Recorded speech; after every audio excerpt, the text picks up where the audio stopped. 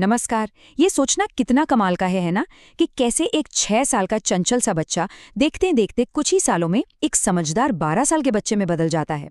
तो चलिए आज बचपन की इसी जादुई और बहुत ही जरूरी दौर को समझते हैं। 6 से 12 साल की वो उम्र जब किसी के व्यक्तित्व की असली नींव रखी जाती है। देखिए, मशहूर शोधकर्ता कोल और ब्रूस ने भी इस दौर को जीवन का एक अनोखा काल कहा है। और बिल्कुल सही कहा है। ये सच में एक पहेली जैसा है। अब जरा सोचिए, अगर विशेषज्ञों के लिए भी इसे समझना इतना आसान नहीं है, तो माता-पिता के लिए कितना बड़ा चैलेंज होता होगा।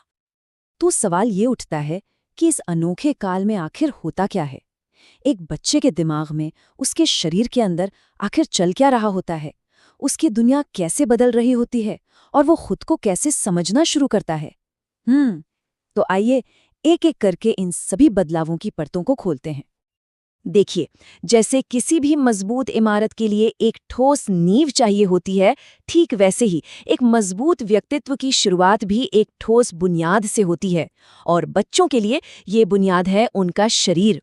तो शुरुआत यहीं से करते हैं, उन शारीरिक बदलावों से जो इस पूरे विकास यात्रा का बेस तैयार करते हैं। इस दौरान शरीर में जो बदलाव होते हैं वो सिर्फ कद और वजन बढ़ने तक ही सीमित नहीं है। ये तो बस शुरुआत है, अंदर बहुत कुछ चल रहा होता है। एक बहुत ही कमाल की बात यह है कि इस उम्र में हड्डियां 270 से बढ़कर करीब 350 तक हो जाती हैं। जी हाँ, इससे शरीर ज्यादा लचीला और मजबूत बनता है, ताकि बच्चे खेलकूद और दूसरी एक्टिविटीज के लिए पूरी तरह से तैयार हो सकें। और फिर 12-13 साल की उम्र तक दूध के दांत जाकर पक्के दांत आ जाते हैं। ये सब संकेत हैं कि शरीर अब परिपक्वता की ओर बढ़ रहा है। तो शरीर की बात तो हो गई, और चलते हैं अंदर, जहां असली जादू होता है, बच्चे का दिमाग। इस उम्र में दिमाग किसी सुपर कंप्यूटर की तरह अपग्रेड हो रहा होता है, और यकीन मानिए इसके अंदर जो बदलाव आते हैं वो सच में हैरान कर देने वाले हैं। इस सफर को देखिए जरा। 6 साल की उम्र में दुनिया बहुत सीधी सादी होती है, सरल सवाल उनके जवाब।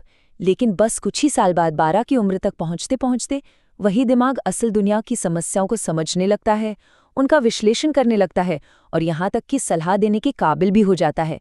तो ये सिर्फ रटना या याद करना नहीं है, ये समझने और तर्क करने की क्षमता का विकास है। एक बहुत बड़ी छलांग है ये। अच्छा, तो शरीर बदल रहा है, दिमाग भी तेज हो रहा है, लेकिन कोई भी इंसान सिर्फ शरीर और दिमाग का जोड़ तो नहीं होता, है ना। हम सब सामाजिक प्राणी हैं, तो विकास का एक बहुत बड़ा हिस्सा ये भी है कि दूसरों के साथ कैसे जुड़ना है, इस बड़ी सी दुनिया में अपनी जगह कैसे बनानी है। तो चलिए देखते हैं कि ये सब होता कैसे है। तो ये सफर शुरू होता है घर से बाहर निकलकर। बच्चा परिवार के सुरक्षित माहौल से निकलकर स्कूल के एक छोटे से समाज में कदम रखता है। और यहीं पर बनती हैं वो टोलियां, वो दोस्तों के गैंग्स। और ये गैंग सिर्फ खेलने कूदने के लिए नहीं होते, ये तो उनकी पहली सोशल लैब होती है। इन्हीं ग्रुप्स में वो सहयोग करना, जिम्मेदारी लेना और यहाँ तक कि लीडरशिप जैसे जरूरी लाइफ स्किल्स सीखते हैं। यही वो जगह है जहाँ भविष्य के सामाजिक जीवन की नींव पड़ती है। चलिए अब बात करते हैं एक ऐसे हिस्से की जो शायद सबसे ज्यादा उलझा हुआ है, बचपन की भावनाओं की तूफानी लेकिन बहुत ही जरूरी दुनिया। ये विकास का एक बहुत ही नाजुक और बहुत ही अहम हिस्सा है।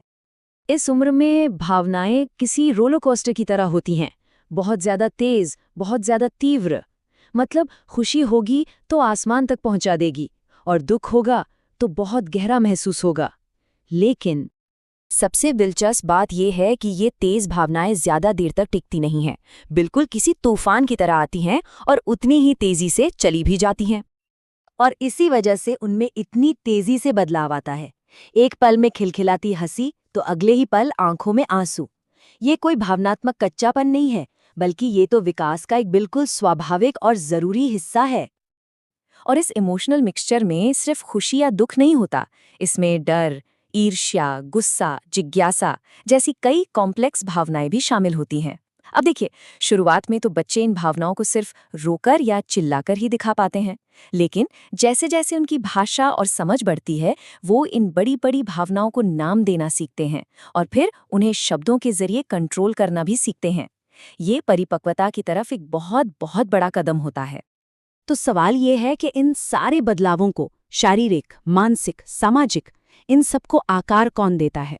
चलिए उन 2 बुनियादी ताकतों को देखते हैं जो किसी भी बच्चे के विकास की दिशा तय करती हैं। पहली और सबसे बुनियादी ताकत है आनुवांशिकता, यानी कि हेरिडिटी। इसे ऐसे समझिए कि ये किसी बच्चे के जीवन का एक ब्लूप्रिंट है। वो सब कुछ जो उसे अपने माता-पिता से विरासत में मिलता है, आंखों के रंग से लेकर शरीर की बनावट और यहाँ तक कि बुद्धि की क्षमता तक, ये सब इसी ब्लूप्रिंट का हिस्सा है। और दूसरी ताकत है पर्यावरण, यानी कि एनवायरनमेंट। अब अगर आनुवांशिकता ब्लूप्रिंट है, तो पर्यावरण वो बिल्डर है जो उस ब्लूप्रिंट पर इमारत खड़ी करता है। इसमें परिवार, स्कूल, दोस्त और यहाँ तक कि बच्चे का खानपान सब कुछ आ जाता है। और यही दोनों ताकतें, हेरिडिटी और एनवायरनमेंट, मिलकर ही किसी बच्चे के विकास की पूरी कहानी लिखती हैं। तो ये सब जानने के बाद सवाल ये है कि एक माता-पिता या शिक्षक के तौर पर क्या किया जा सकता है। ये स्लाइड एक तरह का रोड मैप देती है। देखिए, शारीरिक स्वास्थ्य के लिए पौष्टिक भोजन और अच्छी नींद, मानसिक विकास के लिए उनकी जिज्ञासा को बढ़ावा देना, सामाजिक विकास के लिए ग्रुप एक्टिविटीज और भावनात्मक स्थिरता के लिए एक प्यार भरा और शांत माहौल देना। ये सब सुनने में भले ही छोटी छोटी बातें लगें, लेकिन ये सभी मिलकर एक बच्चे के स्वस्थ विकास में बहुत ही बड़ा योगदान देते हैं। और आखिर में जो सबसे ज़रूरी बात याद रखने की है, वो ये है कि बचपन सिर्फ जिंदगी का एक पड़ाव नहीं है। नहीं, ये वो नींव है, वो आधारशिला है जिस पर किसी इंसान का पूरा भविष्य टिका होता है। इस उम्र में जो आदतें बनती हैं, जो विश्वास मन में बैठते हैं और जो व्यवहार के पैटर्न तैयार होते हैं, वो अक्सर जिंदगी भर साथ चलते हैं।